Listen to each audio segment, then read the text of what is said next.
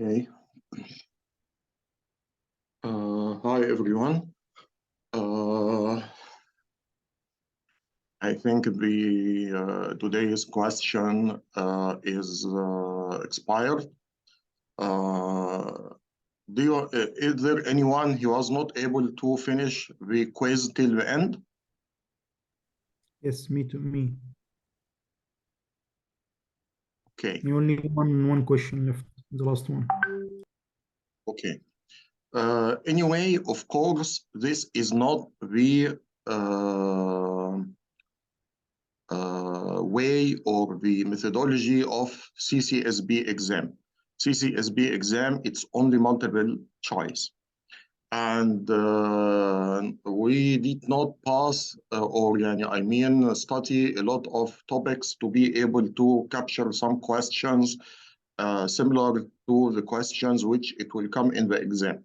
Then these questions which I provided to you in the daily quiz, it has only one objective.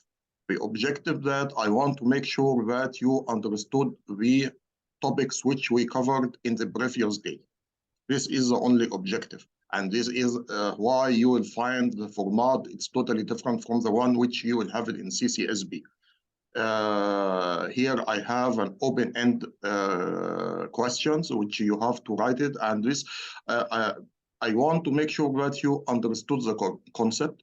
In some of these questions, I will try to play around, give you some examples which it will be a little bit confusing and so on, as the same techniques in the exam. But by the end of the day, it will be very helpful to make sure that you studied and understood the topics which we covered in the previous day. I will share my desktop to go through the answers.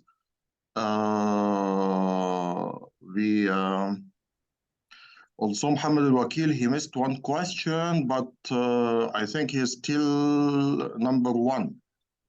Sanat number two. And Prem number 4. Why, Prem? How many questions you missed here? Maybe 2 or 3. I don't know. Okay, type. Anyway, let's go to the questions and review it together. And this it will be a good chance to review the topics of yesterday.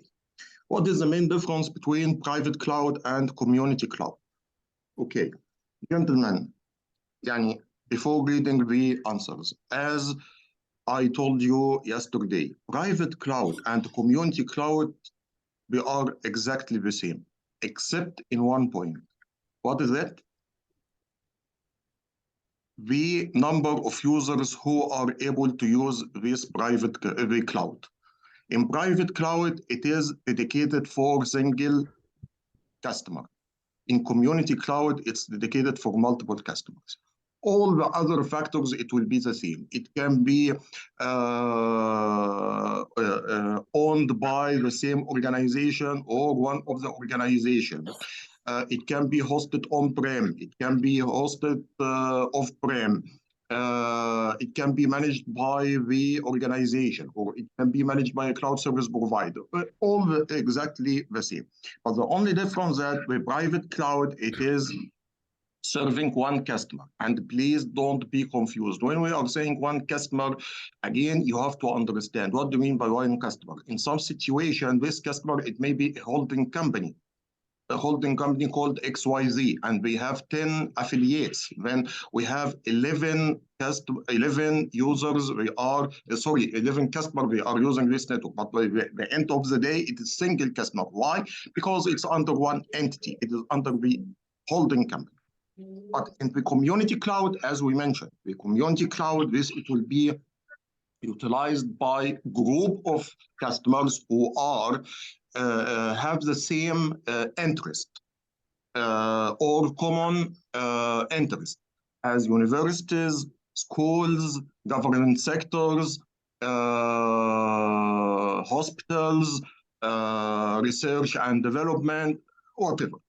Okay. Then Sanat private cloud controlled by single entity and community cloud by similar organization within the same group. You are very close, but the words are not accurate, because when you would say community cloud to be used by similar organization, يعني no, yeah, okay, يعني similar within the same group, okay, يعني or yeah, okay. You have the concept, but how you put it, this it makes a difference. Private cloud for a single entity, but community from group, yes, Mohammed Wakil, this is a good answer. Prem, he mentioned private cloud data center is maintained by a single customer to have full control. Community group join together and use the cloud. Yes, but 1 minute, it is not maintained. It is used by, not maintained. It can be maintained by the customer, or it can be maintained by a cloud service provider or whatever. And the difference between the private cloud and community cloud, it is not the maintenance of the cloud. It is the how many users we use it. How many customers we use it. You have the right concept, but again, the word, it is not so accurate. Private selective access where community a group more public. No, it is not more public. This is wrong. This it's wrong answer. We mentioned community, it is not public.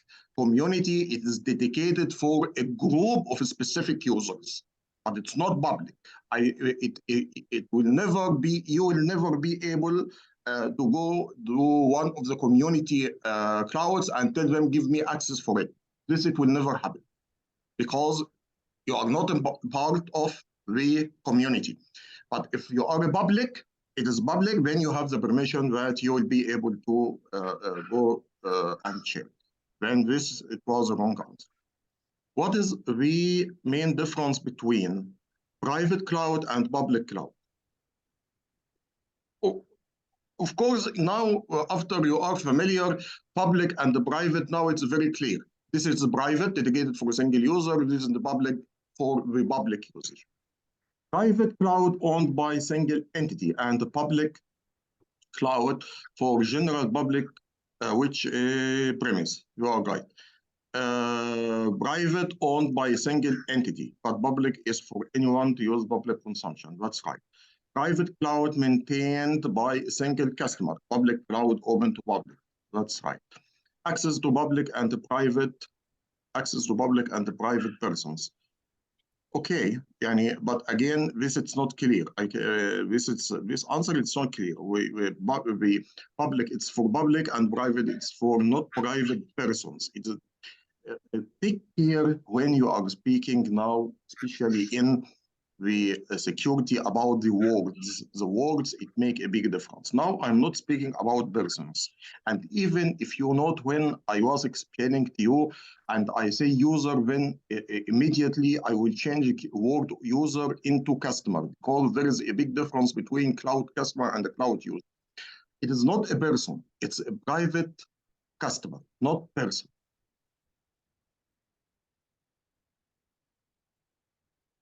Organization XYZ has a critical, there is no need for it. All of you answered correctly.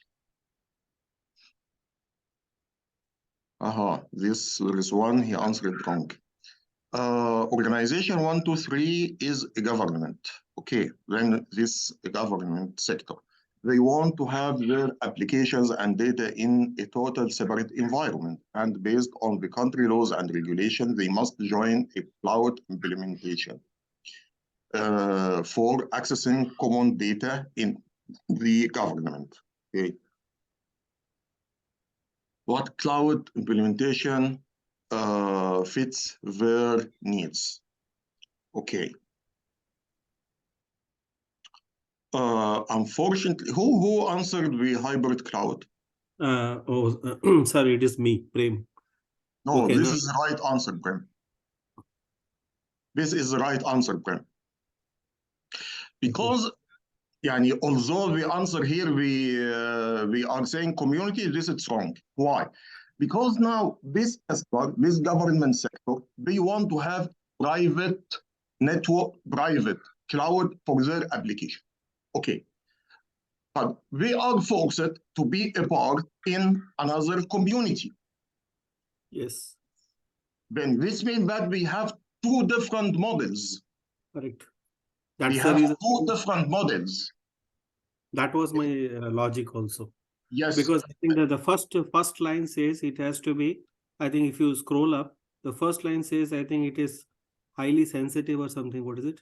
Yeah, they want to have their applications and data in a total separate environment. So which means itself, it is straight away, it's a private. But then again, there is the next line, I think the fourth line saying they must join a cloud implementation for accessing common data in the government. So for which I think they need a community. So it's basically, I think, according to me, it should be a private come community model. Yes. So yes, you are right. Your explanation is the right one. Are universities community cloud considering as private, public, or community cloud implementation? I like this question. This is a tricky question. People they are saying community cloud, it's a community cloud. It is not private, it's not public. When by the end of the day, it's community. But when you will have a look here, you will not find any community cloud at all. Then which one is close to will be the private? Private, yeah. It will be the private, because as we mentioned, private and community, they are exactly the same, but the difference is the number of users, number of customers who are using the network. What does interoperability term mean? Different application work within cloud platform, reuse component of applications or move it. It means an application work in one environment as it's for similar environment, no customization required. No prem. This definition, it is not interoperability. This definition is portability. okay. This definition is the portability, but the interoperability that if you have an application with multiple components, then these components, I can move component as a separate component in a different cloud, or utilize it from a different cloud, or hosted by a different cloud, or hosted in on-prem or whatever. But this definition which you mentioned here, this is for the portability, where the application, it can be migrated from cloud service provider to another without any customization, or it can be transferred into on-prem without affecting its reach.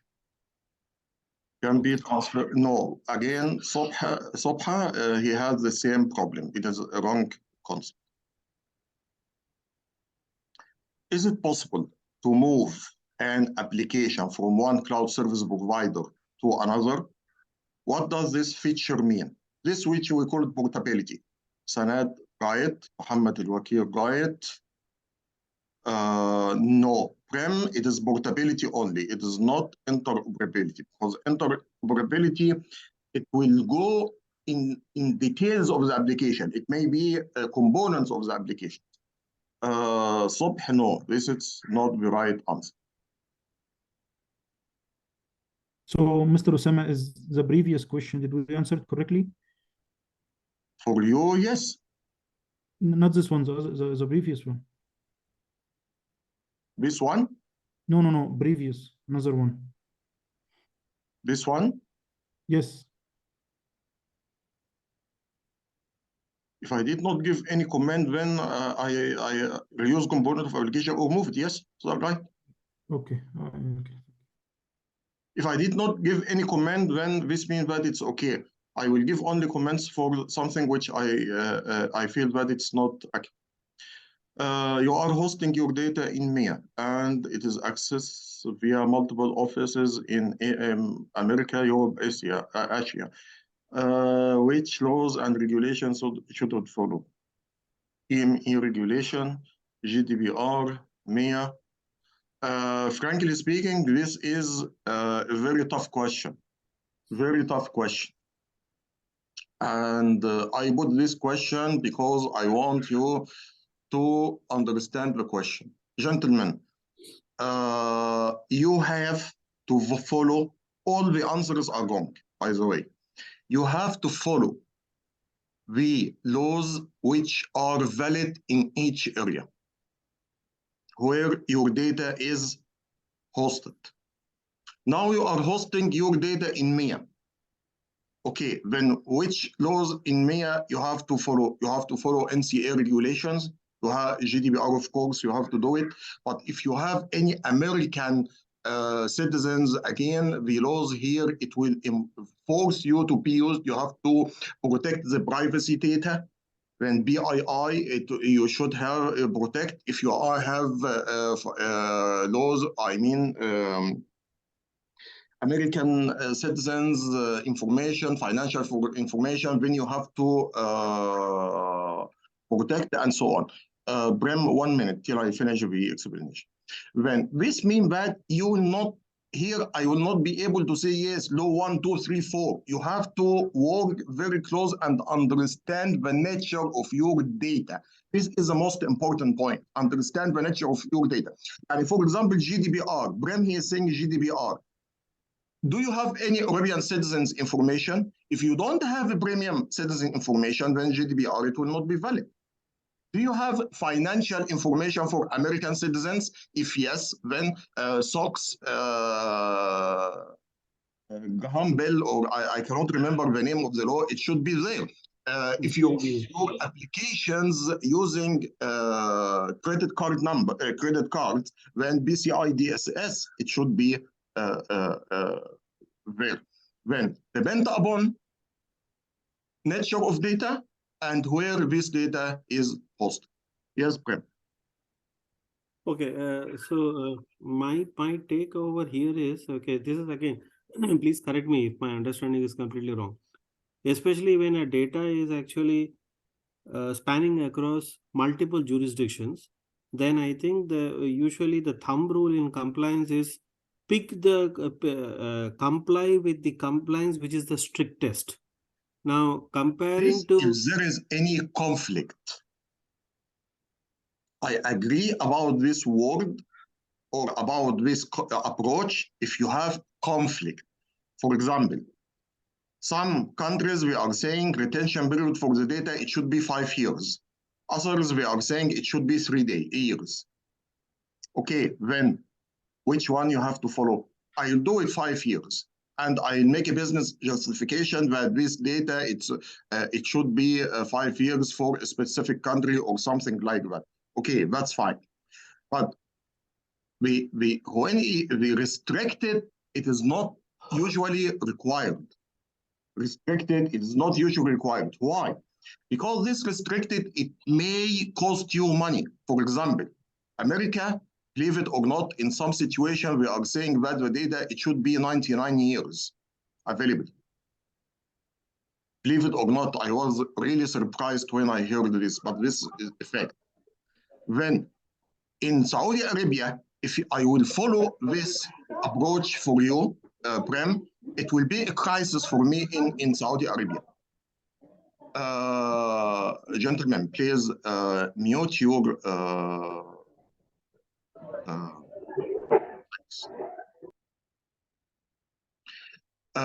this it will be a crisis for me. Why? Because I have to maintain a backup tapes for 99 years. Although in Egypt, in Saudi Arabia, it is required only for government 1 year. Organization, average 5 years. You get my point? yeah. Okay, so even if it is not a conflicting also, that means we will have to follow all the laws applicable to wherever whichever jurisdictions the data is residing. Did I understand it correct? Okay. Yes. Beside nature of the data itself. Okay. Because your data, it can be hosted in Saudi Arabia. Then that's fine. We have NCA, so and so. But wait, there is one problem. I have information for European citizens. Do we have to follow the GDPR? Yes, of course, you have to follow the GDPR. When the GDPR here law, it was applied for your data, although it is not hosted in any European country, but it is applied due to the nature of the data. And compliance and regulation has two different factors: compliance and regulations, and the second one is the location of data host. Okay? Okay. What does reversibility means? It's explain the plan from. No, it is not the exit plan. It is not the exit plan. We mentioned reversibility, but you are removing your application from the cloud service provider.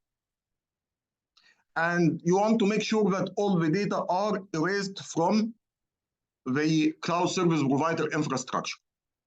And I remember this, when Prem yesterday, he asked, this is coming in the service level agreement. I said, no, it will come in the exit plan. Then it is not the exit plan. Exit plan does not relate to reversibility, but the information of reversibility, it will be included in the exit plan. Then you have to understand the reversibility itself. Reversibility, that the data, it would be the application, it will be removed from the cloud service provider, and all the information must be deleted from his infrastructure. The cloud customer can take all data, assure secure.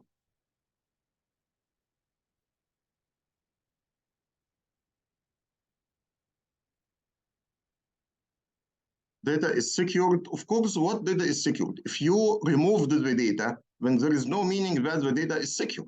You removed the data. And as we understand today, inshallah, we have different types of removing the data from cloud service provider. We will discuss. دي أنا كنت قرأتها يا باشمهندس في sorry, I read it in all in one, that he will get an assurance from the cloud provider that his data will be secured.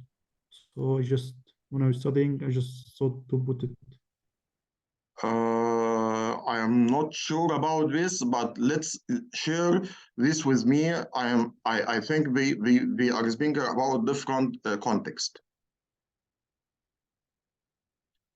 Reversibility means cloud service customer want to move out, all their data need to be removed from the environment before this let's write reverse back cloud or features. Okay. But again, don't forget that the data, it should be deleted.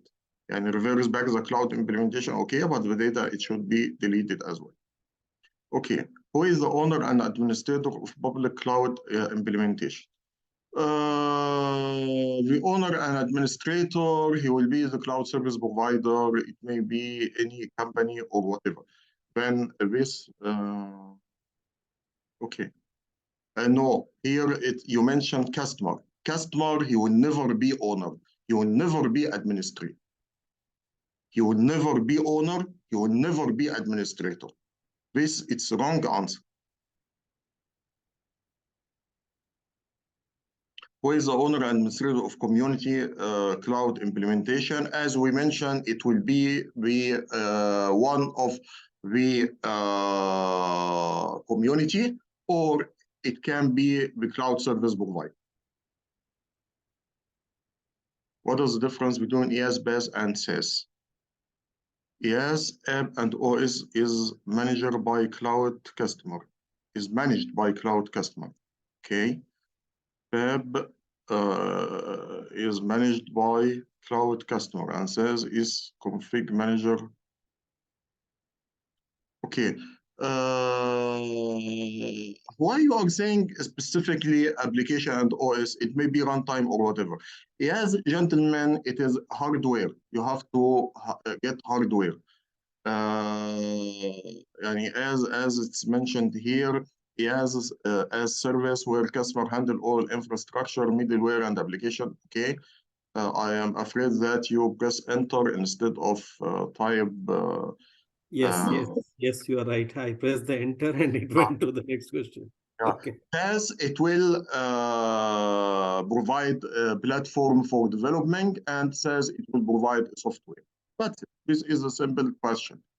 We usually think about the simple answer, not a complicated one. Okay. This is good, and I think your answers, it was good. Let me share my screen to open the PowerPoint. Sir, I have one question. In CCSP exam, are they going to ask this kind of descriptive question or it's an objective type? Oh, no, no, no, no. No, you will not No? have these questions in CCSB. In CCSB, it's only multiple choice, and I explained this when I started the course. Now I am trying to make life difficult for you to make sure that you are understanding the concept. When you will go to the exam, you will feel that it is easier. And Right, this right. is my rule. Yep, got it. Thank you. Okay. I think yesterday we finalized this screen. We mentioned that it is very important. It has a lot of points, and you have to take it in your consideration because it will be very important for you, and you have to understand it for you, even your practical life, to be able to compare between different cloud service providers. Okay. In the new version, not in the new version, because this even available in version number 2, in CCSB, they add one important topic, and they call the impact of related technologies. What is the impact of the technologies, these technologies or emergence technologies on the cloud service provider and the cloud in general? Frankly speaking, gentlemen, this slide, it is really important and complicated. I don't want to tell you that this slide, there is one company called let me write the name for you. I am working with them right now. I am a certified instructor for them. But I don't want to even, this it's not related to your CCISB. This is for your information. You attend a course and I want to give you full information. This, it is not a part of CCSB. You will be never be asked about anything. This site, we are providing certificates for digital transformations, for AI, for machine learning, for blockchain, for IoT, and so on. This is a very interesting site if you are interested in these technologies and you want to understand it and have more details. I like this site very much, and as I told you, I bought some of them, their certificates, and I achieved the certified instructor for their courses as well. It is very interesting if you want to more details. Why I am telling you this? Because this is the future of security, gentlemen. These technologies are the future of security. I am quite sure within, I will not say 5 years, maybe 2 or 3 years, that all the security which we know it right now, it will be removed and it will be obsolete, and you will have a different flavors of security built by AI, machine learning, blockchain, and all this. What is AI? What is artificial intelligence? Usually I have to ask you and you have to tell me and so on, but I don't want to waste your time because this is not the right time for all this information. Then I will give you a very simple definition for each one, which it will help you to pass your CCSP exam, because each one of them you can have up to 5 or 6 courses, and each course it will be 3 or 5 days. When this, it's not the right place to discuss these things, but we want to cover it to understand it. And if you have any quick question in the CCSP, then you know what is the concept. What is the AI? AI, gentlemen, this is very simple, which is simulate the human brain. Simulate the human brain, how to take a decision. How to take a decision. For example, you know, our kids, when we are very, very small, 1 year or something like that, and you'll find them, they are moving into the wall outlet, electricity wall outlet. And usually you or your wife, they are shouting, no, don't touch this, you will die, don't touch this, this is not good, and so on. But the children, they don't understand what we are saying. And usually every day we will go there. And you have to bring some plastic pluggers to close the wall outlet. When the kids, they will not be have electricity. But la qaddarullah, if for any reason they got shocked, what will happen? They got the experience. This one, it's not good. I will never go there.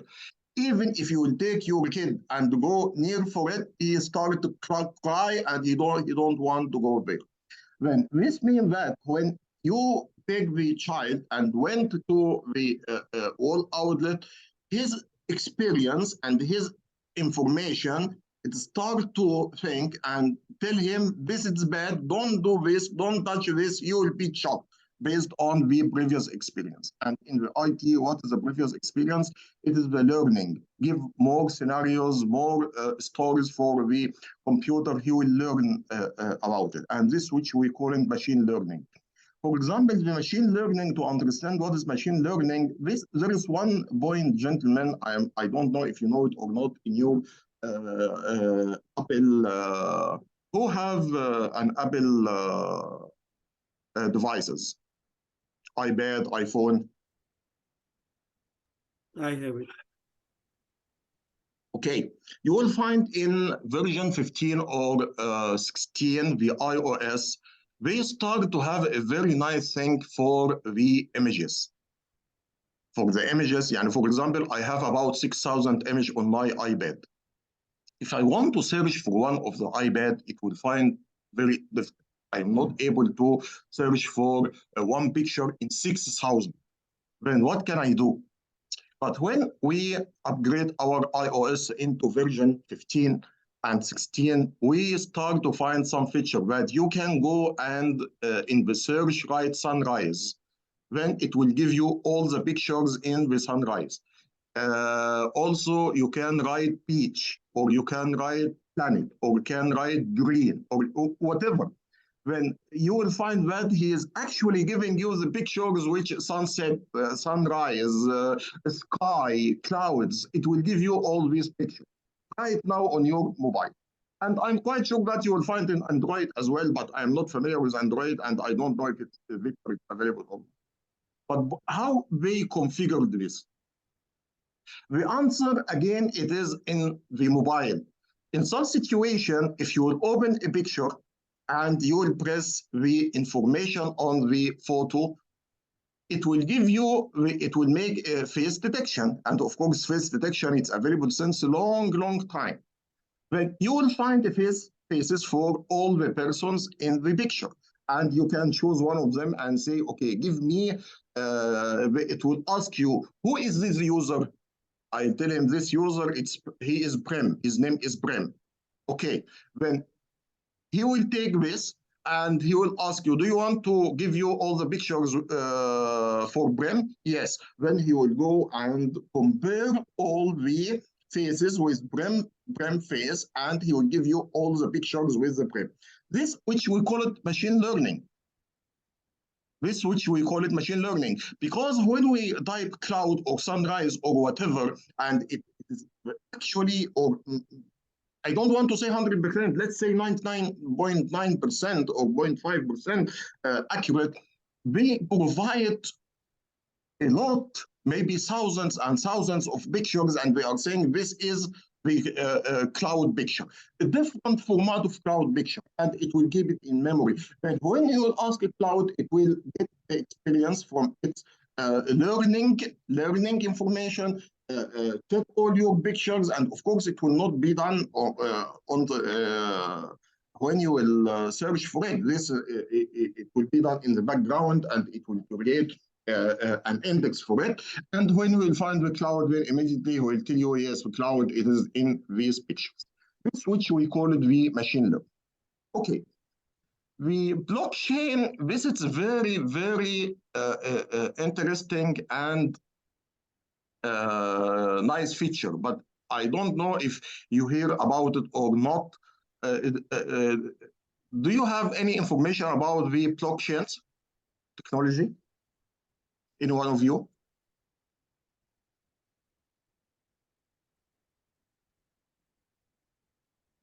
Okay.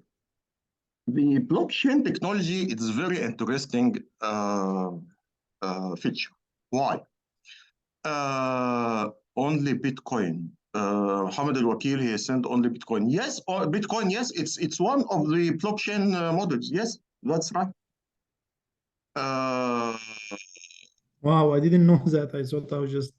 No, it is. It is. What is the blockchain? Gentlemen, we know that each new technology, it has problem or problems which they try to be resolved by this technology. They found that in a database, or if you have a data, there will be an owner, and this owner is the administrating everything. If you have a financial situation, you have the banks, and these banks, they are controlling everything. If you have identity management, this identity management, you have an owner of the data, and we are controlling everything. Then there is no transparency, because this data, you have only single source, which is considered accurate, and you don't have any other source. What will happen if there is any violations, as happened in financial situation in 2009? Year 2009.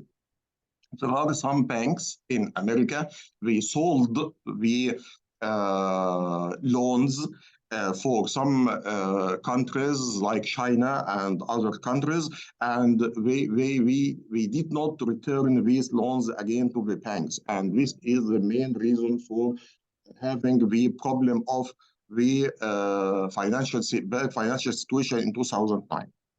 Then we said that in some situation you will find the main administrators or the main authorities, let's go call it authorities. The main authorities, they are violating the rules, and in this case it is not transparent. Whatever they will tell us, we have to believe. If they are saying we are right, then you are right. I don't have any other option. If the bank is saying this is good, then this is good. What can I do? If I have any financial transaction, what can I do?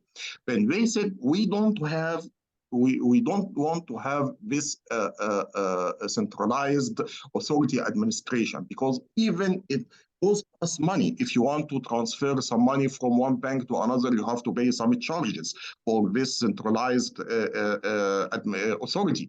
Also, it will make a delay, because if I want to transfer money from bank to other bank, it should go through financial authority to monitor the money, and this, it will make some delay. Then these are the problems. What is the solution? The solution is the blockchain. What is the blockchain? Blockchain, it's a distributed database. Distributed database. And this database, it is fixed, it cannot be deleted. And this database, it will be replicated on all the machines which it will be a member of the blockchain network. Suppose that we have a blockchain network consists of all of us, then this means that the database it is not owned by someone, it is shared for all of us. I have a copy of this blockchain, I can make changes on it and so on. But these changes, it will not be done without voting. If I want to make a change, this change it should go through a voting. Then I will say, for example, I want to make a transaction. I want to buy I want to buy a PC. Then I have to send to the company, I want to buy a PC. This PC, how much it would cost? $1,000. Okay, then the other members, they would say, yes, this is Osama, he have $1,000. Then I will be able to make this transaction. This transaction immediately, it will be stored in my database, or it will ledger. In this case, it is not a database because the database, it is a relational database, but in the blockchain, it is not structured. It is unstructured, and we call it ledger. We call it ledger. When this database, it will be stored on all the machines, and the data, it will be updated in the machine. Why we call it block? Because the data, it will be stored in a form of blocks. Data, it will be stored in a form of blocks. What is the benefit of the blockchain? It eliminates the concept of the authorized or the centralized authorization. There is a transparency. All the data, it is shared with all of us. We have a copy of all the database. There is no need to go to a specific center or a specific authority, centralized authority, and consider them that it is a source of trust. And this, it will be very quickly. There is no need to wait for any check or whatever. Also, there is no man in the middle or organization in the middle to take some small fees to continue the transaction for you and so on. This is the summary of blockchain. I'm sorry if I spoke about the blockchain too much, because you will find it only 4 or 5 sentences in your lines in your book. But I like this blockchain very much, and I feel that it will be the future of the security. By the way, blockchain, it is using in IAM, in Identity Access Management. It is used in the Identity Access Management, where the users' credentials are stored in distributed ledgers. It is stored in distributed ledgers. And as we mentioned, that these ledgers are permanent. They cannot be deleted. They cannot be deleted. It can be updated, but it cannot be deleted. And this means you have it forever. Then this it can be considered as a centralized logging as well. Okay, what is the next? Mobile device management. Mobile device management, I think you are familiar with it. And this is one of the technologies. I cannot say it's emergency technology because it's an old one, and this, it will help you to manage your mobile devices. And by the way, gentlemen, when we are saying mobile devices, we does not mean only mobile. It may be mobile, it may be tablet, it may be notebook or whatever. When you have your machine, and you have your mobile, you have your notebook, you traveled to other country, and in the airport, unfortunately, you forgot your mobile. You forgot your mobile, and it has some specific or critical data on the mobile, which you downloaded from the organization. What will happen? It will be crisis, because this data, it can be leaked if the mobile was stolen. Then what the MDM, it will do, the MDM, it will install a basic client on the mobile, and when it will be connected to the internet, the administrator of the MDM application, it will send a session for deleting all the organization data from the mobile. Then this means that the data, it will not be accessible, and no one will be able to capture this data. Of course, mobile MDM, it will able to monitor the mobile. They are saying that it will not interfere with personality. It does not work with other personal data, because it will have a sandbox in the memory of the mobile, and it works on it. Okay, يعني I don't know. This it depends on the application which you will use. Okay. Internet of Things. Internet of Things, I think we are familiar with it right now. Internet of Things is a very simple concept. What is Internet of Things? Around us, we have a lot of devices which are connected, can be connected together, and we can take some important decisions for improving its performance. These examples, it's ranging from home use, which we call it a smart home, till we can reach up to the factories and big factories. For example, let me give you one of the examples. We have a factory, and this factory, it has machines, and these machines, we are measuring some operation data. We are measuring the vibrations of a specific machine, and the normal vibration, it's a specific value, let's say it's X. If we feel that the vibrations increased into Y, then we will start to monitor the device. Then if it's increased into Z, we have to tell the administrators or the worker that take care of this device. We are expecting that it can be defective. You have to check why it is the vibration is very high. Then we can find the reason and we can fix this problem. Also, the smart home. I think you are familiar with the smart home. Of course, in the electronics shop, you will find the power supply, not power supply, it's a power outlet where you can connect it to the wall outlet, and this it's managed by software on your mobile. And while you are sitting in home, in work, for example, you can log it to this power adapter and enable the power. Then if it's connected to AC, then the AC, it will work. And before reaching home, let's say for 1 hour, then the weather, it will be acceptable when you will reach your home from work. Or it can be connected to whatever, any device which you want to be started, and so on. On the other hand as well, it is not only collecting the data and control the data only. No, it can take some decision. For example, you are connecting the, you have sensor, temperature sensor in your home, and you know that the temperature is around maybe 30 or 35 degrees centigrade, and this means that it's hot, and you want to run the power on the AC. Then you can send a command through something called actuator. This actuator is an interface between the IoT device and the other physical devices. When it runs the AC, and this means that you will be able to receive data. When IoT is a concept usually that you have some sensors, and these sensors don't think that it's home or it is a part of our life. It is available in anywhere, starting from smart home, personal use, into countries, governments. Yeah, for example, the government, we are using IoT through the CCTV, which is distributed over the streets to capture videos. For example, if we have any accident in a sensitive location, the cameras, it will receive the information or receive the videos, and it will send it into the centralized management room, and they will know that there is an accident, and this accident may cause a problem for the traffic, and we can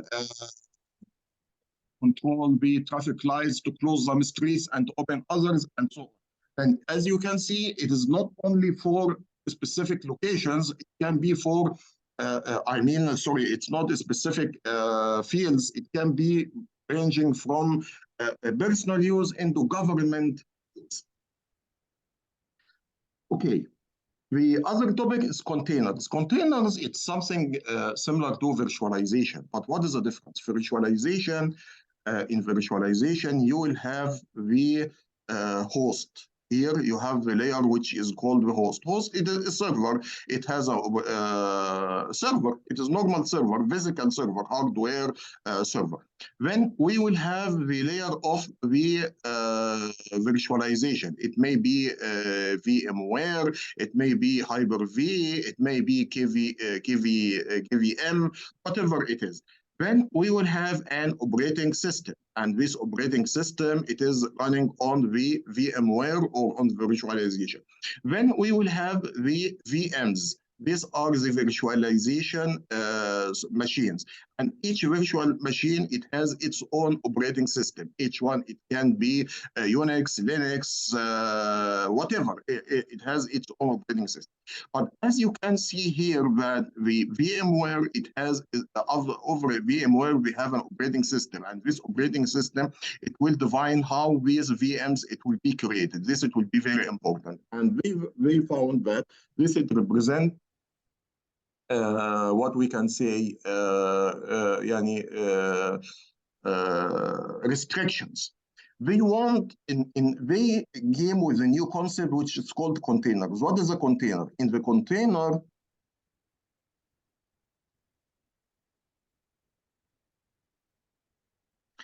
container, we don't have this operating system at all.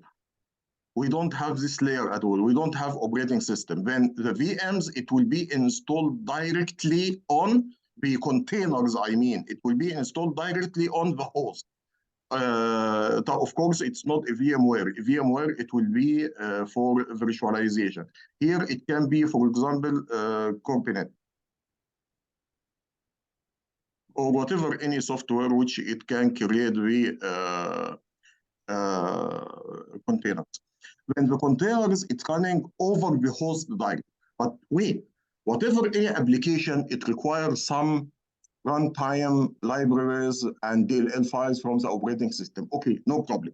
Then if you have a container, and this container have an application, you can have the application, you can have the DLL files, you can have the whatever any files required to run the application, and even if they are part of the operating system, it can be added here.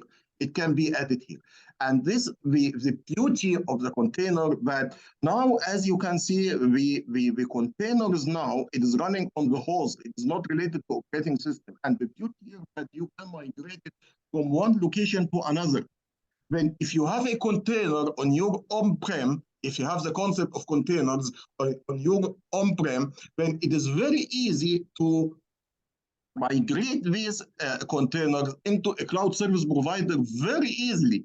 Very easily. Why? Because by the end of the day, whatever requirements needed for this application, it is available on what? In the container. Then I can take the container, move it as is into a cloud service provider. And this is the beauty of the containers, and this is why the container start to be more practical. And of course, it's more secure than the virtualization. Okay. Quantum computing usually it is used for the high-end calculations and computing effect, like the digital transformation,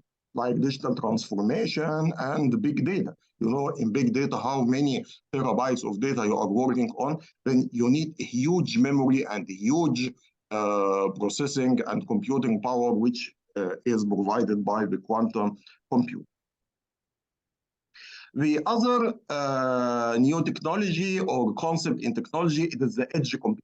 In the edge computing, this is very important, and you can find that we are moving from the centralized location into the edge computing due to a lot of factors. For example, low bandwidth, performance, and so on. What is the edge computing? Edge computing, we are trying to make the process very close to the client, not to the server. Yani, for example, if we have here, let's say that you have a data center here, and you have the server, your server, this is your server.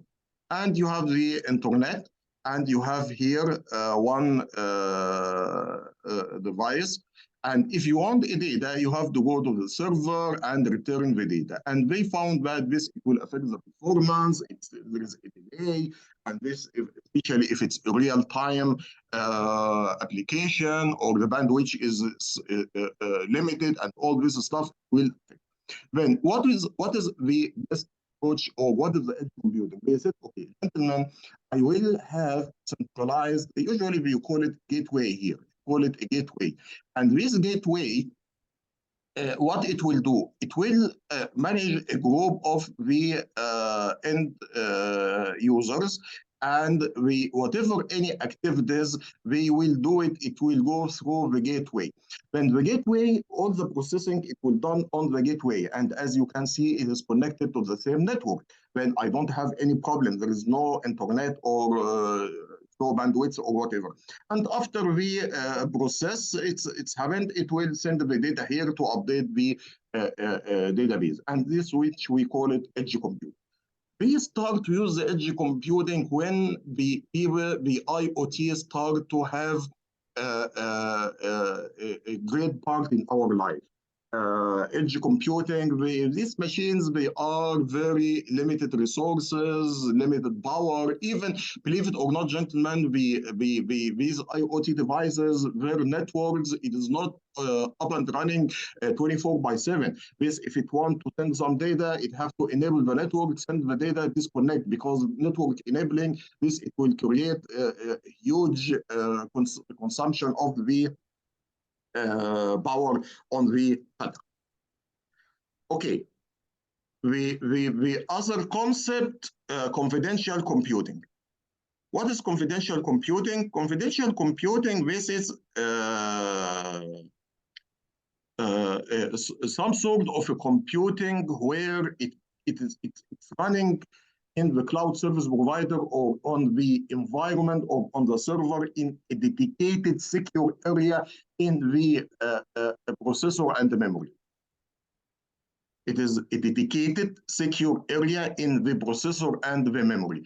And this is the technology where we are saying that it can be utilized to use public cloud implementation to implement a private cloud implementation. Frankly speaking, this is a new technology, and I heard about it in the new version of CCSP, which was announced in August, and I did not know any examples for it. But this is the concept behind it. But how it's working, I don't know.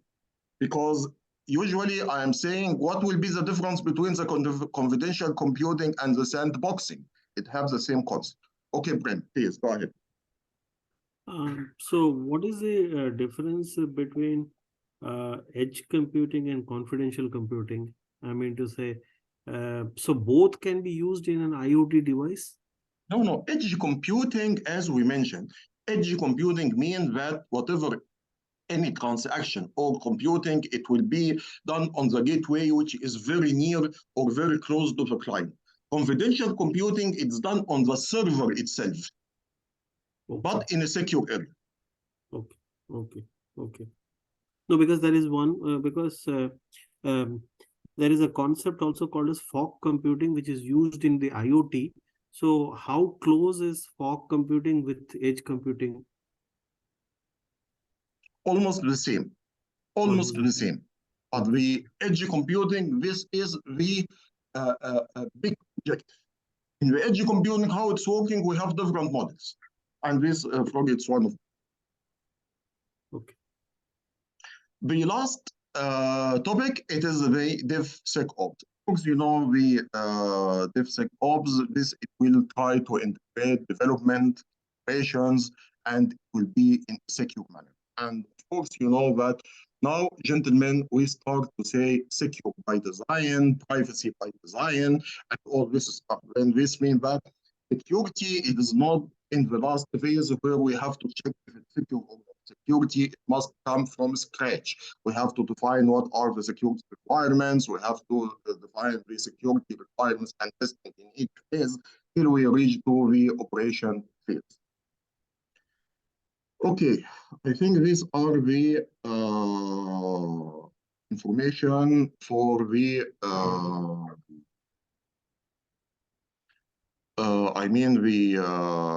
technologies or new technologies. Do you have any questions related to this point?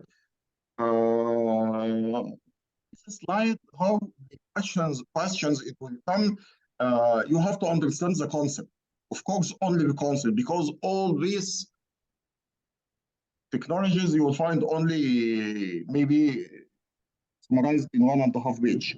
Then you have to understand the concept only, what it's doing, how this it can be useful for the cloud security and cloud implementation. Okay? That makes sense. Okay. Then we will have a new topic, which is called security concepts relevant to cloud computing. First one, cryptography, access control, data and media sanitation, network security, virtualization security. Okay. I think before going to this module, we can have a break for 15 minutes. And we can continue the last session after 15 minutes. Do you have any questions? Okay, then see you after 15 minutes. Thank you.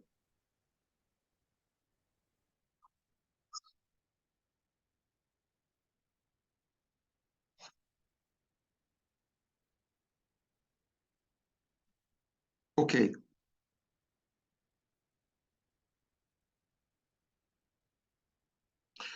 Now we will start to explain a very important topic for the security concepts which are related to the cloud computing. We have 5 concepts: cryptography, access control, data media and media sanitation, network security, and virtualization. Also, we have the common threads. In the cryptography, what is the benefit of the cryptography? Can you tell me? What is the importance of cryptography for us and when we want to use it? Do you think that it will be a good decision that whatever any traffic I have, I want to encrypt? Or the encryption, it should be selective? What do you think? Sir, it depends actually. So, How? So basically, because encryption is actually the most secure, it provides a lot of security, but then I think there is also cost involved to it. Okay. Okay. Okay. Of course, cryptography, it's a good option because it will encrypt data. It will protect the integrity and confidentiality of your data. But of course, cryptography, it has some other problems. It affects the performance, and also it will utilize some resources of your machine in the encryption and decryption. When usually encryption and decryption, especially of using IPsec or whatever this, it will consume some resources, maybe 5 to 10% of the machine resources. When cryptography, it will be nice to have it if you have some critical information and you want to protect. And this, which we call it the encryption. The encryption, it depends upon the status of the data or the, what we can say, the nature of the data. We have something called data in transit. What is the data in transit? Data in transit, this means that data, it's moving. It is moving through local network or through public network, which is internet, for example. Then we have to encrypt this data. In some organization, we are saying, okay, if I have a data not encrypted inside my organization, it's okay, no problem. But if this data, it will leave the organization to outside through internet or even through whatever any other media, but it will be not under my control, I want the data to be encrypted. Then we have data in transit. When the data in transit, this data, it will be moved into other location. Data at rest, this is the data which is stored on the storage or on the hard disk on your server. And in some situation, yes, we want to protect this data, although it is reside inside your network, but you may afraid of malicious insiders, you may afraid of some users, they have whatever any tools they are trying to play around or whatever, then we will be able to reach this data and we can capture some critical data. In the encryption here, we want to encrypt the data on the servers or on the storage. Encryption of data on servers or storage has a lot of scenarios and implementation methods. It can be done by storage, the storage itself. It can be done by IPsec. It can be done by the application. It can be done as a software level. It can be done as a hardware level. We have a lot of scenarios. It depends upon the needs and requirements and whatever the budget which you have to enable the encryption. Then we will come to very important concept for the cryptography. It is the key management. Encryption, gentlemen, it consists of two main components. Encryption and decryption, or cryptography in other words. It consists of two main components, algorithm and key. Algorithm, this algorithm which you use it to encrypt the data. And the key, it is used in data encryption. Of course, cryptography, it's a complicated topic, and we don't have enough time to cover cryptography, but if you are interested in the cryptography, you can attend this course in YouTube, my channel on YouTube. It is for free. I think you have 3 sessions, and I am explaining all the details of the key management and the algorithms. It will be a good time to attend this course in your channel. If you are a member or you subscribed in YouTube channel, just go and search for cryptography. You will find 3 sessions, which it will be very useful and it will help you. In the key management, we must have the management for our keys. These keys, it will be used for encrypt and decrypt the data. For cloud service providers and for CCSP exam, you must understand that we have 2 different models, gentlemen, for the key management. We have 2 different models. What are these models? First one is called remote key management service. Remote key management service. What do you mean by remote key management service? That the keys are not in the customer side. The keys are hosted in maybe cloud service provider, or it may be hosted in a different cloud service provider acting as broker, which they are providing very secure method for key management. When it's remote, keys are not available in your site. It is remote. It may be cloud service provider, or it can be a broker. Of course, it is not recommended to keep it in the cloud service provider. As we are saying, don't put all your eggs in one basket.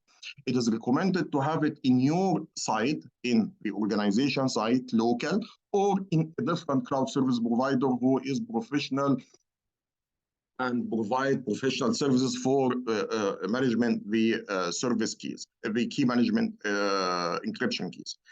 The other model, it is the client-side management service. The client-side management service where the keys are reside in the customer organization.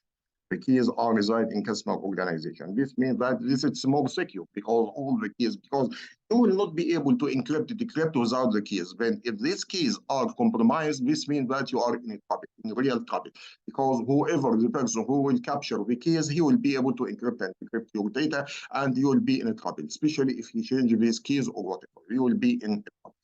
Then it is very important to understand that we have 2 different types of key management. The remote key management service, which is not in your site, it can be in a cloud service provider or a cloud broker, or the other method, the client-side management service, which it is reside in the customer organization or customer premises.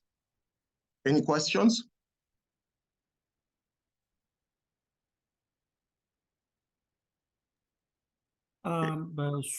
Sir, on the key, I would say the storing the keys. So it is always preferred that I think the customer has the keys actually with him and course. not with the provider, right? Yes. And even this is we recommend, even as a consultant, we will never advise a customer to keep it in the same cloud service provider. We will advise him to keep it on site or with a different broker who has more experience and provide better service if it's available.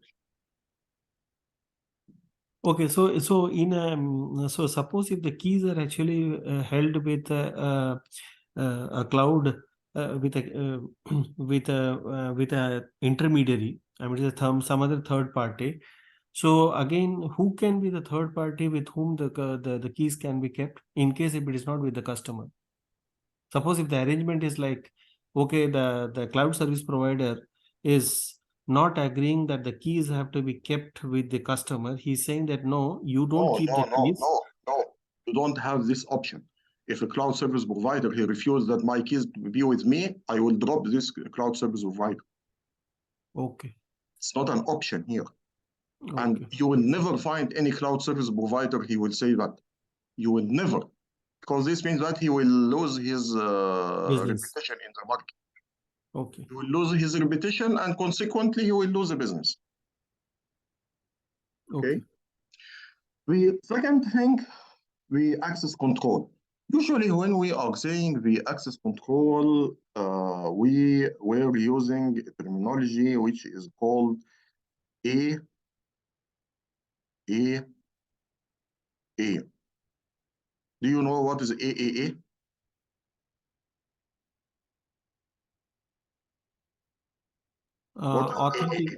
I think authentication, accountability, And authorization. yes. Yeah, authentication, authorization, and accountability. Actually, Yes. it's IAAA, identity, authentication, authorization, and Yes, accountability. this is the new concept, which when we start to have the IAM, Identity Access Management, they add one additional letter here, which IAAA, with identity, authentication, authorization, and account. Identity, authentication, authorization, and account. In the access control, it will be used for authentication.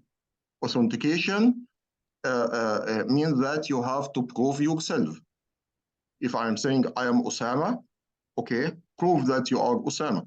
How you can prove it? By using a password, by using a token, by using biometrics, whatever. Authorization, what are the permissions you are allowed on the network and the applications. Accounting, what did you do on the network? This, it will be logs for all your activities on the network or the application. The access control, as we mentioned, we have the new, not new, it is available since more than 5 or maybe 7 years now. It is called the IAM, Identity Access Management, or some situation where you call it IDM, Identity Management. Whatever, all of them, we have the same concept. First of all, you have to create the user. How you have to create the user? Of course, it depends. If you are account provisioning, it depends. If you are a user employee, then when you sign the contract, it will go from the HR department into the computer department. Then the computer department, it will create an account for you. If you are a partner, then when you sign the partner contract, it will go from contract department into the computer department. We have to create a user for you. And of course, when we have to create the user, we have to make sure that you are really Osama, or you are really the user who claim you are. This it can be done by national ID, it can be done by a passport or whatever, any official document which it's prove your identity. Then You will have the directory services. What is a directory service? Directory services, this is a database where it consists of all the credentials and attributes of the users. Then the directory services, you will find, for example, your name, username, your password, your department, your email address, your mobile number, your division, your location, whatever any information, we are called it attributes, and all these attributes are used in a lot of things, mainly for authorization. Users who are member of accounting department are able to access the accounting applications. People who are member of or have title engineer, they are able to access the engineering applications and so on. What is the most popular directory services known in the market? Do you know? Is it LDAP? Sorry? The LDAP? LDAP, yes, LDAP, but this is not the LDAP, this is the structure. You are right. The lightweight directory access protocol. This is the protocol which the directory services use to be built. This is the standard where the directory services. But what is the product name, popular product name in the market? Active Directory. Okay, the Active Directory, Microsoft Active Directory. Microsoft Active Directory, it is the popular product which most of the organization we are using right now. Then we will have the administrative and privileged access. This is very important. Now we must have some power users or administrators who have the power to create user, remove user, create services, block permissions, add rights, and so on. These they have, of course, in administrative and privileged access, you have to give more care about these accounts. In some organizations, they are using the 2FA. They are using 2FA. And if you are administrator and you want to log in, then it will send you a one-time password over your mobile or the email to make sure that it is really the user who have the permission to access this application, not someone else. And the access control, it have normal users, and this can log in by passwords, normal password, but for administrative and privileged access, you have to use the 2FA. Finally, you have the authorization. Authorization, what are the permissions you are authorized to? What are the permissions which you authorized to? What are the applications which you can access? What are the printers, for example, which you can print on? You may have some printers in your organization, in your department, when you are allowed to use it, but you are not allowed to use other printers in different departments, and so on. Then this is the access control. Any questions about the access control? I have a question here, Mr. Osama. Yes, if we go back to authentication, okay? I read earlier that there are 3 types of authentication. Like things you have, what can I say? I think it's Something in you key are, sources, something you know, something like something that. you have. Yeah. Yeah. Okay. What is the most strongest of them all? Okay. Authentication, gentlemen, we have some concepts, and this where it is coming, or not concept, I mean factors. And you know, when we are saying two-factor authentication, usually when we are saying two-factor authentication, this means that you will receive something called OTP. OTP, it's one-time password. And this one-time password, it is a password which you receive it on your email. Then as if you are accessing your bank, if you are accessing your bank, it will ask you what is your username and your password. You will type your username and password, then it will open another area or another field. You have to enter this one-time password, which you receive it on your by SMS or you receive it on your email. And this one-time password will be valid only for a specific time, and it will be directly. Then the authentication, it consists of 3 factors. Consists of 3 factors. First factor, it is called something you have. sorry, something you know, something you know, something you know. What is something you know? Usually it is a password. I know my password. Osama, my password is password. That's it. خلاص. Then when you will try to log in the service, it will ask you for username and password. Then the second method or second factor, it is called something you have. You have something. What is it? Maybe a mobile to send one-time password on the as SMS. It may be an email to send it to the email. It may be a token, physical token. It will send it to you to the token, or it will be generated on the token. Then this is the something you have. Finally, you have something you are. Something you are. This is the third factor. What is the something you are? It is the biometrics. Maybe fingerprint, it may be eye print, it may be face detection, whatever.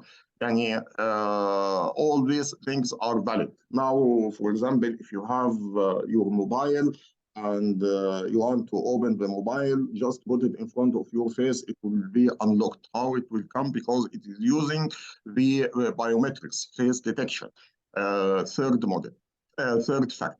These are the three factors which we have. If you are using any two or more than two of them, this which we call it, some people are calling MFA, multiple factor authentication, or in some situations we call it 2FA, only two-factor authentication. Two-factor authentication. When you remember the example of the bank, which two factors we are using? In the example of the bank account, which two factors we are using? Number one, something you are, something you know. Number two, something you have. Number three, something you are. Then what are the two factors which are used for bank account access? Something you have and something you are. No, it's not something you are. Something you are, I think, only very few things. Something you know. Something you know, correct. Something you know, something you have. That's right. Okay. Okay. Okay. Here, sorry, but yeah, the strongest one will be what? Because I read a lot of things. I had I cannot believe that there is a strongest one. The strongest that you use multiple factors. But of course, يعني one-time password and the or something you have and something you are, they are the best. Of course, better than something you know, because something in you is considered it's very weak. Because passwords, we have brute force, we have rainbow tables, we have a lot of things which it can be broken. Then you can use a one-time password, or you can use the something you are. It depends upon the. But something you are, something you know, is the weakest. But shouldn't be like a little bit stronger, because something you know you never tell anyone else, but something you have can be replicated. I will not tell something. I will not tell anyone. But this password, it can be used by supercomputers and it can be broken. Your password, it can be used against brute force attack, or can be used against rainbow tables or whatever. Yani now, if I have a subscription over Azure, I can have 5 processors, 6 processors, and 128 memory, or 256 memory, and I will run brute force attack, and I can detect the password within a specific day. Then this will not be easy.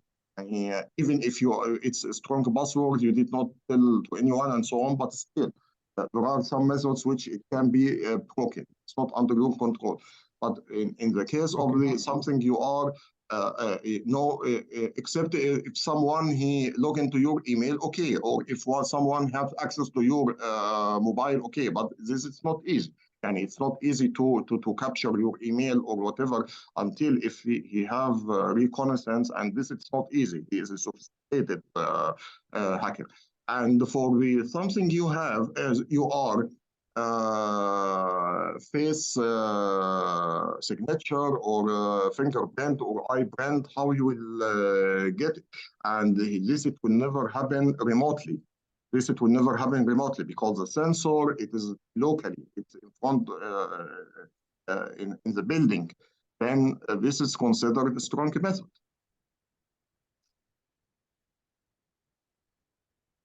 Okay.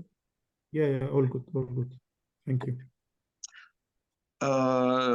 The third concept in security concepts, it will be the data and media sanitation. Of course, this it's normal. If I have a backup tape, if I have CDs, DVDs, hard disks, whatever, you have to to use this. We have a life cycle. You have to use these devices, and after some time, it will be not usable, and you have to get rid of it. There is a very important concept here, gentlemen, which we call lock-in, which I explained to you before, but it is better to highlight it again. What is the lock-in? As we mentioned that lock-in, this is one of the dangerous problems which we can face in our field. With a cloud provider. If we are not able to migrate our application from one area to from one cloud service provider to another or to your location on-prem. Why? Because we are using proprietary database, we are using proprietary application, proprietary whatever, proprietary something which you will not be able to utilize the same structure and data in your infrastructure or with the cloud service provider. Then you have to make sure whatever any, especially in the PaaS for platform as a service, that whatever any libraries or programming languages or database structure, it will be standard and it can be migrated from one cloud service provider and it will not be affected by specific requirements from the cloud service provider. The data sanitation, how you will delete the data. Of course, now we have storage. Of course, you know what is a storage. Storage is a box. It is just a box and consists of hard disks. That's it. And by the end of the day, it is a group of hard disks, and these hard disks, it's have a mean time between failure, and it will be defective after some time, and we have to throw it away and replace it with a new one. But unfortunately, this data consists of, these hard disks consists of data. And we have to make sure before throwing out these hard disks, or maybe not only hard disk, it may be hard disk, it may be backup tape, it may be USB stick, it may be DVD, it may be CD, whatever, all these considered as removable medias. Then what are the different types of data sanitation? First of all, before speaking about overwriting, we have a method which is a popular method with a lot of organization that I can break the device. If I have hard disk, I have to physically break this hard disk. Then it will not be accessible and no one will be able to access it. And this is a common case or common scenario with a lot of companies which they are caring about their data. They are breaking their hard disks, or I know some organizations, we are bringing a third party to collect these hard disks, break these hard disks in front of them, and give them a guarantee letter that these hard disks are really broken and the data are not the accessible ones again. You know that unfortunately deleting the data from a hard disk, it is not seems as you understand. You see, it seems that when you are deleting a file, then the file is not accessible and you are not able to access this file. But unfortunately, it is not deleting the file. Do you know what it is delete when you are deleting the file? When we are deleting a file, actually, it's still, I mean to say, the details in the file does not completely gets erased completely. It is still available. The file itself is available, not details. The file itself is available. What is the data which it will be deleted in this case? The pointing to. Yes, the pointer. the pointer.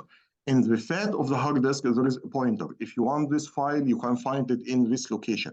When the hard disk, it will rotate until it will be able to reach to this file. When the pointer, it will be deleted. And if the pointer, it will be deleted, the hard disk, it will not be able to reach, and it will be file, and it will tell you, I don't know its location. What's happening? Usually you are taking your hard disk and you will go to one of the computer shops. They will access the hard disk media and they will download the blocks and they will find the file. They can provide you the file after that. And this is the way by they are where they are able to retrieve the files. The methods of deleting the data, as we mentioned, physical destruction. Another one, which is overwriting. What is the overwriting? Overwriting that you are overwrite the data. And there are some standards, we are saying it is not secure to overwrite it once.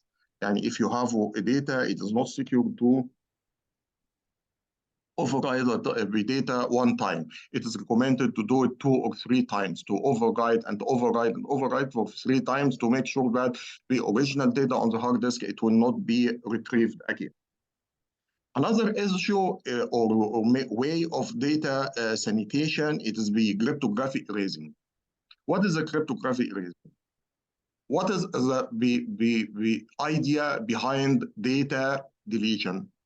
I don't want this data to be accessed by unauthorized person. Then what we are doing, I will get the hard disk, I will encrypt this hard disk, and I will destroy the key, encryption key. If I destroy the encryption key, then this means that no one will be able to retrieve the data. Then although the data is still available on the hard disk, but it's encrypted. Then even if there is, you took the hard disk and you went to a computer shop and they are able to download the blocks, there is no way.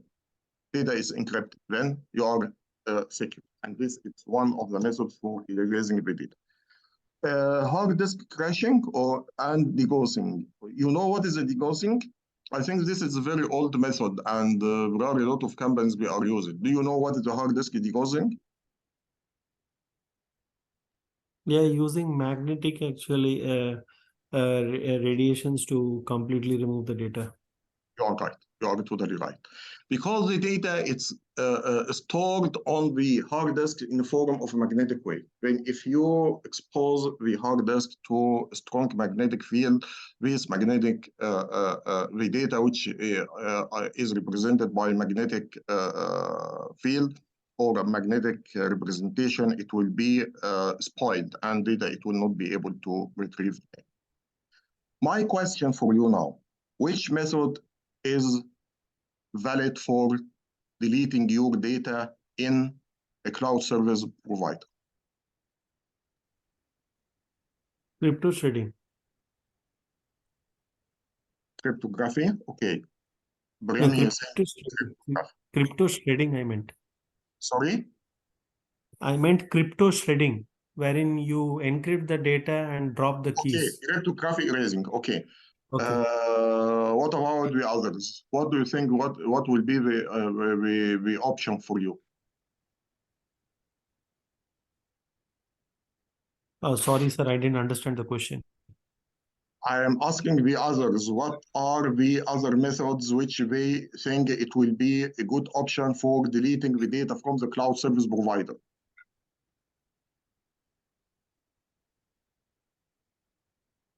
I think One of the best is actually to, I mean to say, to destroy the hard disk itself, but then it is not possible. Why? Because this is a cloud environment. We cannot destroy the, I mean to say, the hard disks of the cloud service provider. So the only option in cloud environment, according to me, is cryptography erasing only.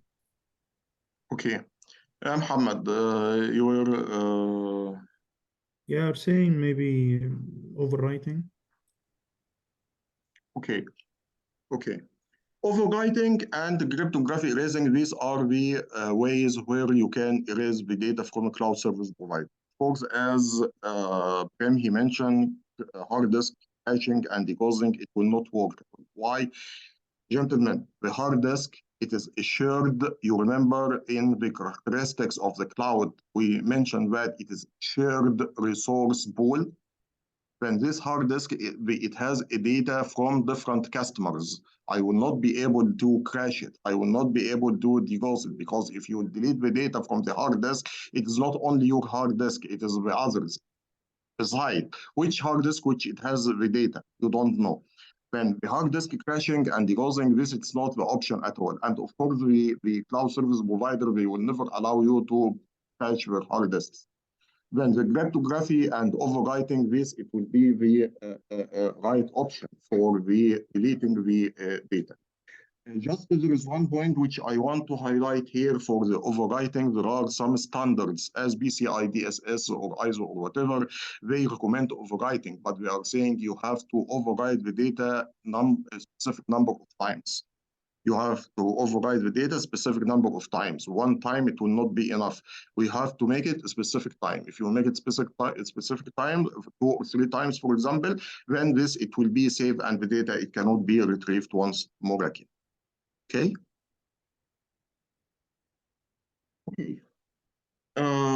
Network security. I think this concept it's very popular. When you are speaking with people about security, they will start to tell you firewall, IPS, VPN, SSL, and so on, which is the network security. Although we have a different types of security, but unfortunately, people they are familiar with the network security. Number one, network security groups. This is a very simple, gentlemen. It is a group of users where you have to give permissions for this group to access some resources and deny others. So simple like that. This which we call it security groups. Then we have a group. This group, it's allowed to access the data center segment, and other group we are not able to access, for example. Then you have group. Sir, one question on the NSG. So it is basically like who will actually, how do you create those groups? So is that a kind of a subjectively, I mean to say I can pick the groups? No. It's in the LDAP, in the Active Directory. Okay. It is in the Active Directory. You have to create a group in the Active Directory, add the users from the Active Directory, assign permissions to this group, then automatically any user who will be a member of this group, he will be able to access or deny access. So simple like that. So will that actually be governed by the policy? So basically the policy will specifically state that, okay, who can be provided access and who cannot be provided access? And based on that, the rules will be written? Of course, it's based on the security policy. It will be based on the application owner.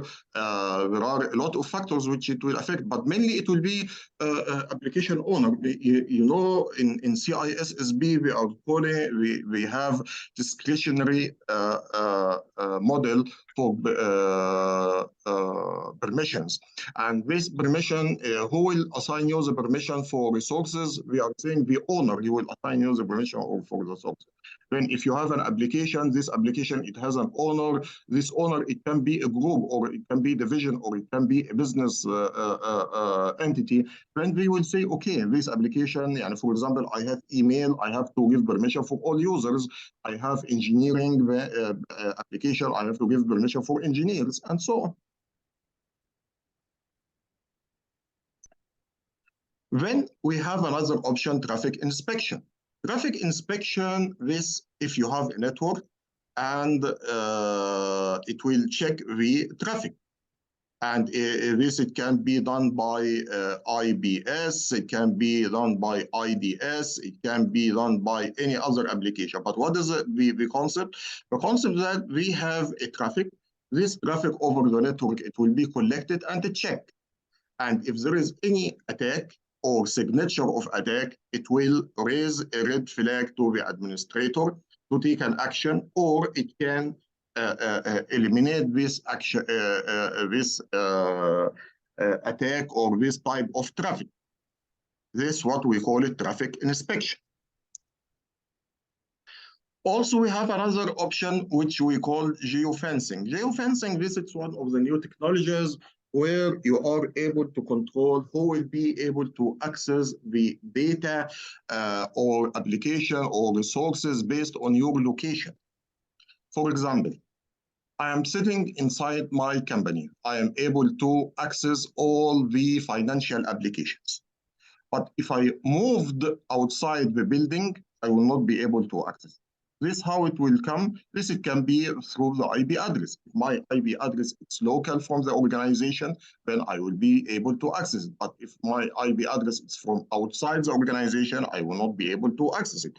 Or I can utilize the GPS feature. If the GPS within a specific area, then I will be able, and this area, of course, it will be my organization base, then I will be able to access this information. If it's not, then I will not be able to access the information.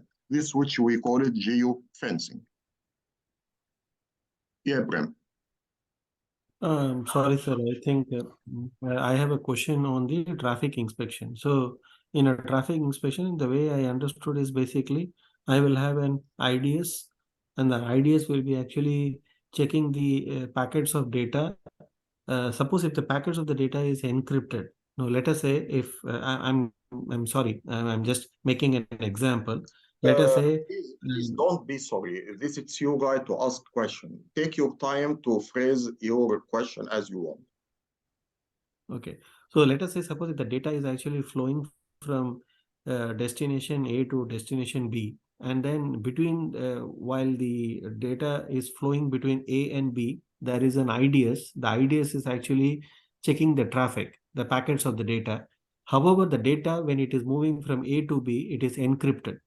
So in that case, do you mean to say that the traffic inspection will especially decrypt the data, check the data, and then again encrypt it?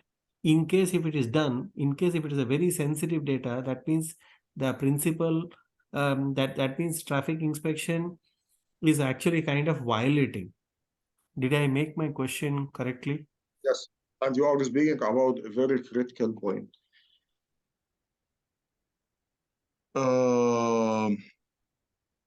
The last decade, IDS and IBS, it has nothing to do for encrypted traffic. Last decade, IBS and IDS or any other traffic inspection, it will not be able to do anything for the traffic inspection. No way, no way. In security people, they discovered that this is very critical, and we will not be able to handle and ensure the devices security without checking this traffic. Then what they are doing, they are saying, okay, we will import the keys, encryption keys on these devices, then it will be able to decrypt the data, inspect it, encrypt it again, and send it to the destination. Okay?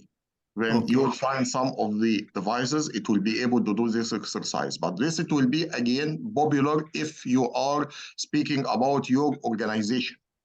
You have the control over your keys. But if you are speaking about, for example, some other sites which you don't have a control on it, and these keys are generated on the fly, then you will not be able to do it.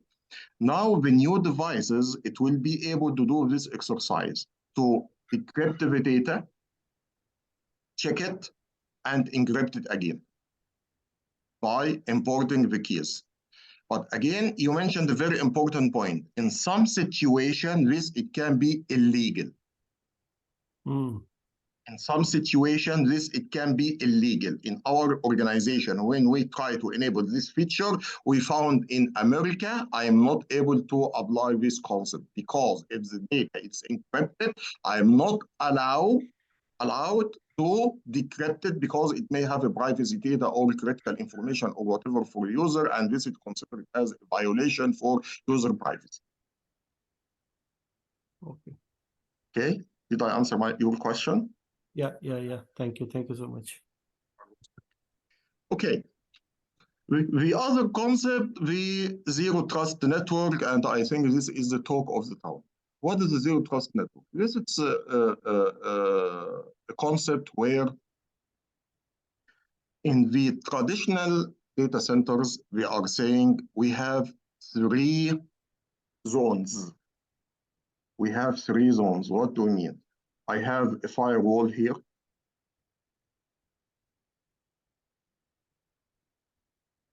Here is the internet.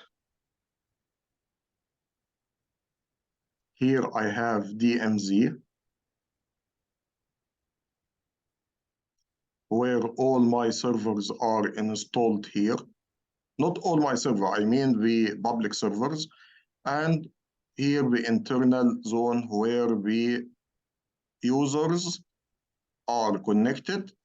And on a different zone, you have the servers are connected. Usually when we are speaking about this which we call it security zones, this it is the external zone, and no one trusts the external zone. This external zone, it's untrusted, usually untrusted. Why? Because it's connected to the internet and it have a lot of users who are trying to penetrate my network. This is the DMZ and this is the internet. Usually we are saying whatever any device in the internal, it is trusted. Whatever any user device here, it is trusted. Any device here, it is trusted because it's in internal network. But we found that this concept is wrong. Why? First of all, there may be some hackers, they are smart and they sent some URL for a site which is collecting data. Yani for example, in Saudi Arabia, by the way, in Saudi Arabia, we have the proxy server, it's blocking all the porno sites. Then usually, if you want to pull the user to open an email, tell him that there is a porno site which is opened or whatever. Then immediately he will try to open it. In this case, he can, the hacker, he can download a TSR or any program on his machine where it will be able to collect the data. Then, now this machine, it is not secure. This machine, it's not secure as we thought. It's an internal network, yes, but it's not secure. Then what will happen? This, it will start to collect the data and it can propagate some Trojan horses or malwares or whatever to the others, and it can reach to the file servers as well, the servers. Then, although it's an internal, but it's not trusted. Okay, this concept number 1.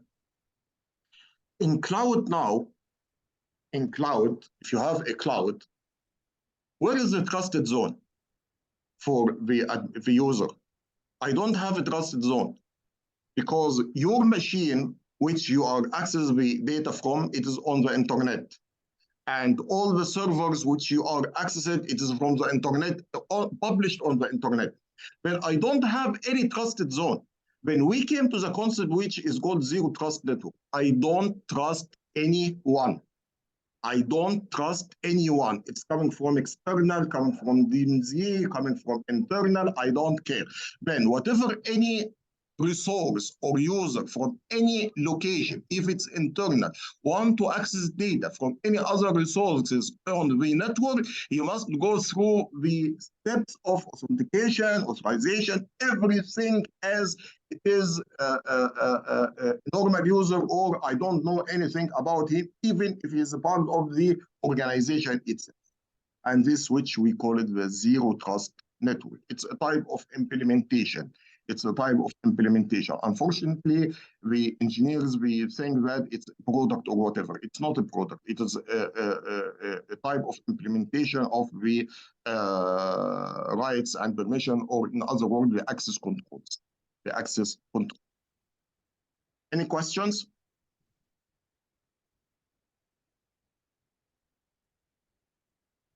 One question on the zero trust is that then in case if this is going to be, because I think the way technology is moving is more into cloud. And in case if we have zero trust, so then the point is that how do we, because we can still have a 0-day attack. So how do we actually prevent a 0-day attack? No way. There is no way to prevent zero-day attack. Okay. So which means I think it is an inherent risk with which I think as long we are in cloud, I think we will have to manage this risk. Yeah, there is no way, except if it's doing something abnormal, which we call it an anomaly detection. What is an anomaly detection? It is some behavior which is not expected. In the IBS, for example, when it will make a traffic inspection, how it will work. It has a signature and it can compare it with a signature, but we don't like this method. We are thinking that this method, it is very traditional and it's not workable, because this means that it will not be able to solve or discover any zero attack. But what are the other methods? We have the anomaly detection. What is the anomaly detection? If you have a server and you know that this server, it's email server. For example, you have host IBS on the email server, and it monitors the traffic and it understands that it's IBS, this email server. Then this means that it's using protocol TCP port 25 and for SMTP, port 110 for POP3, port 143 for IMAP, and so on. But in some days, it found that there is someone tried to log in by TFTP.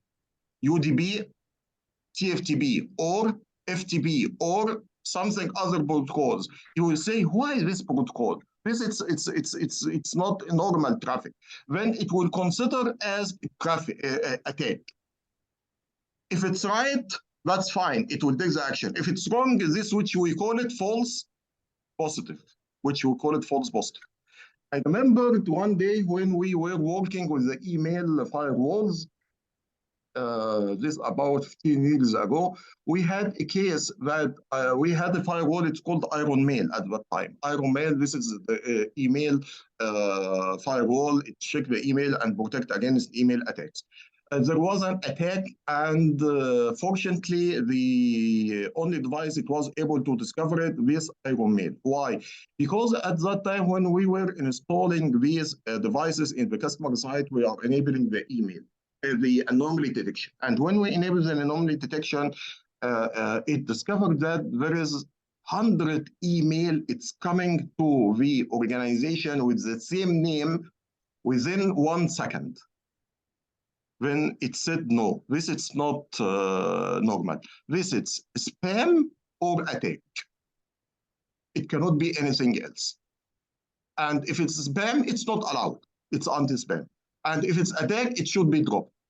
And it's dropped this traffic. Then when we checked with our customers why they are not infected by this virus, because it was sending the DSR in form of a file to the users, and it will take send it as a patches for a lot of users. And when the devices was able to capture this traffic, it understands that it's a spam or attack, and it dropped. Okay. Virtualization security. We have two types of hypervisors, gentlemen. What are they? Type 1, it is host. You have the host, you have the server.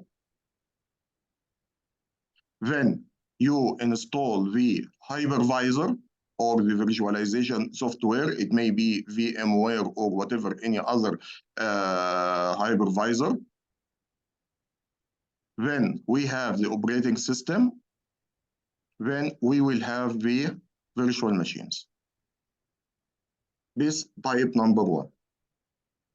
Type number 2, you will have the host. Of course, you need the host. You will have the host. You will have the operating system. Then you will have the hypervisor. It's reversed here. In type 2, it is reversed.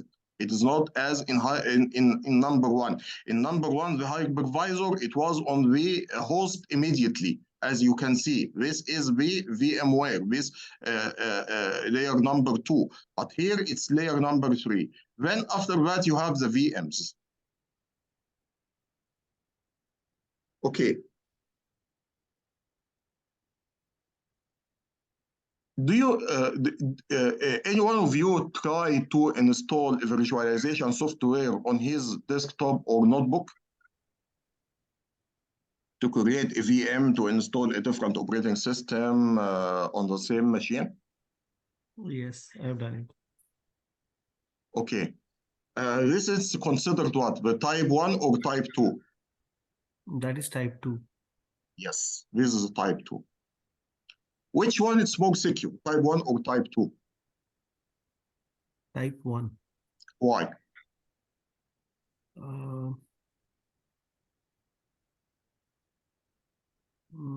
Type 1 because it is a bare metal, because there is no operating system from the host side, unlike the type 2.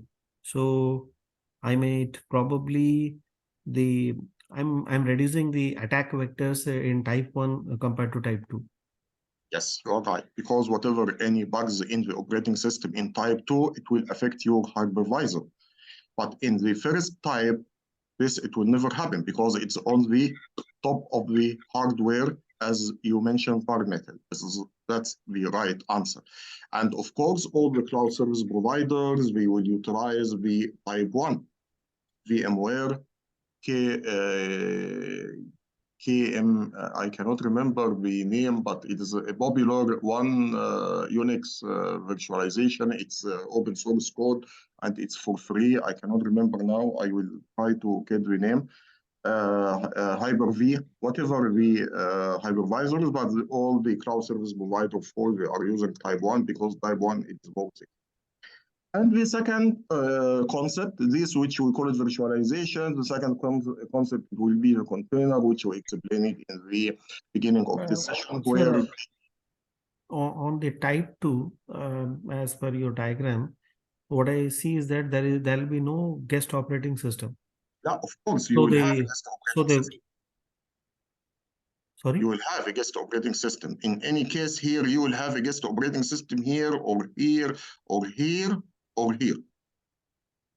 No, but I think in the diagram, what you have shown is basically host, then operating system, then hypervisor. On the top of the hypervisor, you have the virtual machines. So I was just asking, my question is, will there be a guest operating system over and above? Okay. Of course, if you have your machine and you have Windows and you want to install Linux, you have the operating system Windows, you install the software, which is a hypervisor, and here you will have Unix. Okay. Okay. In the container, we don't need the guest. In the container concept, we don't need the guest as we guest operating system, because as we mentioned that this, it will be the all the files required from the operating system, it will be as a part of the container itself. Okay.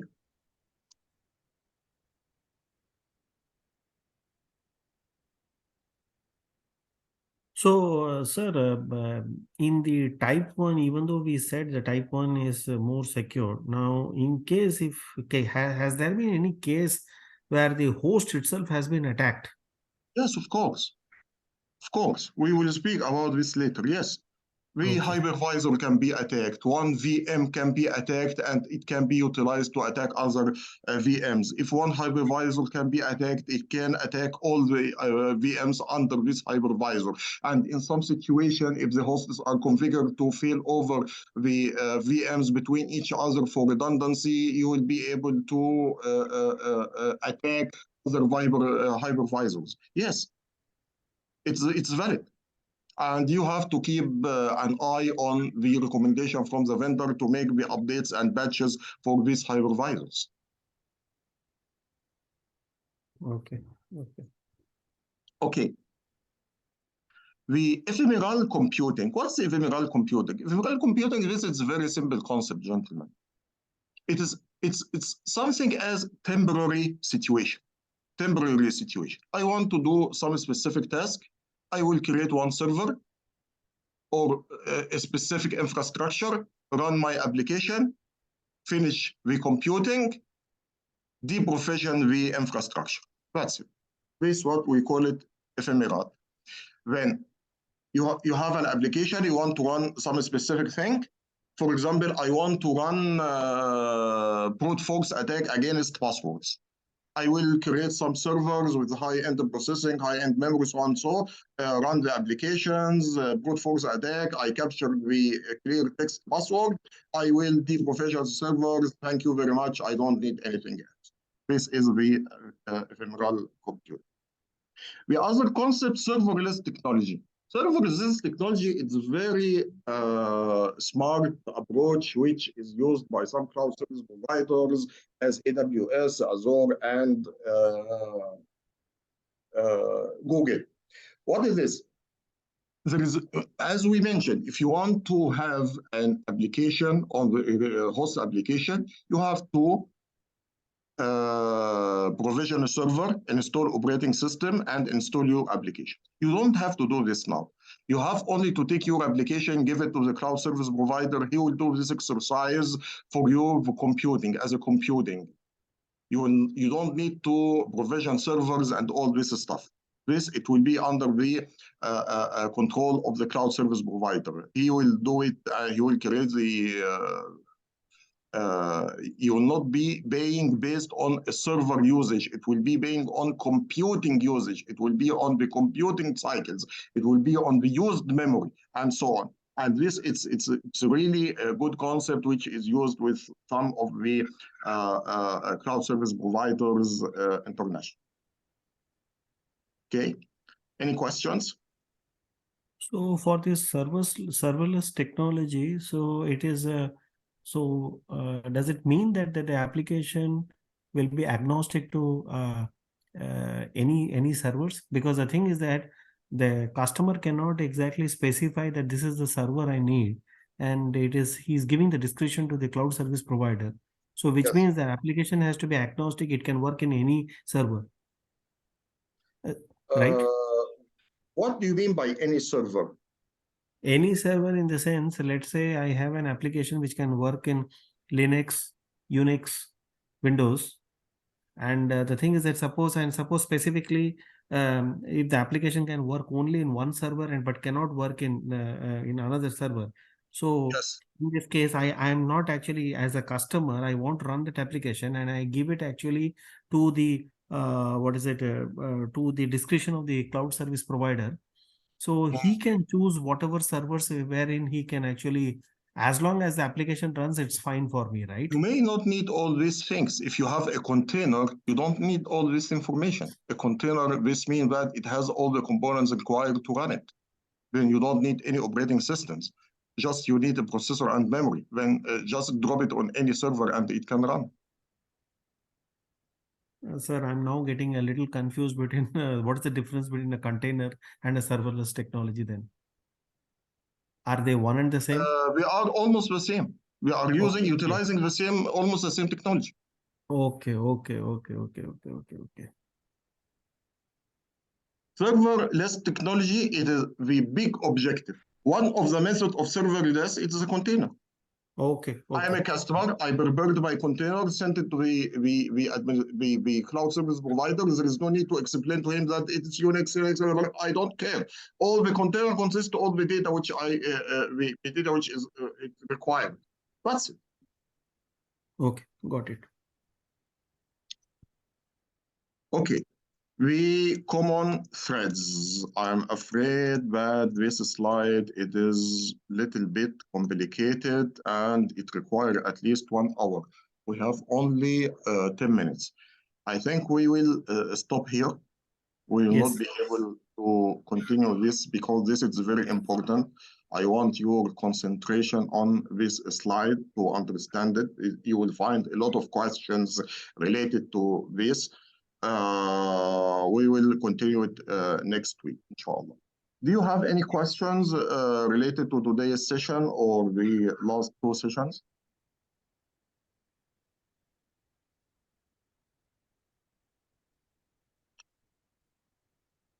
Okay. Thank you very much.